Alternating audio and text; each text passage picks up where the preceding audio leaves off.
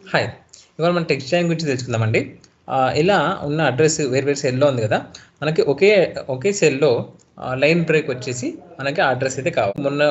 మొన్నటి దాంట్లో పాత ఎక్సెల్స్ ఉన్నప్పుడు అలా యూజ్ చేయొచ్చండి. ఇప్పుడు కొత్త ఎక్సెల్ అంటే లేటెస్ట్ వర్షన్ ఉన్నప్పుడు టెక్స్ట్ జాయిన్ అనే ఫార్ములా ఇంట్రడ్యూస్ చేశారు. Text join open bracket delimiter అంటే మనము మధ్యలో ఏమి ఇవ్వాలనుకుంటున్నాం ప్రతి సెల్ మధ్యలో క్యాప్టెన్ ఓకేనా, మధ్యలో లైన్ బ్రేక్ ఇవ్వాలనుకుంటున్నాను కాబట్టి క్యాప్టెన్ ఇచ్చేసాను. ఒకవేళ కామా ఇవ్వాలంటే జస్ట్ ఇన్వర్టర్ కామాస్లో కామా పెట్టచ్చు. సో మళ్ళీ తర్వాత నెక్స్ట్ కామా అడుగుతుంది ఇగ్నోర్ బ్లాంక్స్ చేయాలంటే ట్రూ ఇవ్వాలి.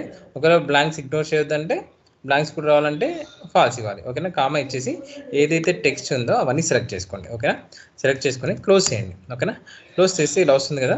ఇలా వచ్చిందాన్ని మనకి హోమ్లోకి వెళ్ళి వ్రాప్ టెక్స్ట్ అయితే క్లిక్ చేయండి. ఓకేనా, మనకు కావాల్సిన విధంగా ఒకే సెల్లో లైన్ బ్రేక్ వచ్చేసి వస్తుంది అనమాట. ఒకవేళ ఇప్పుడు ఇక్కడ చూడండి ఈ నేమ్స్ ఉన్నాయి.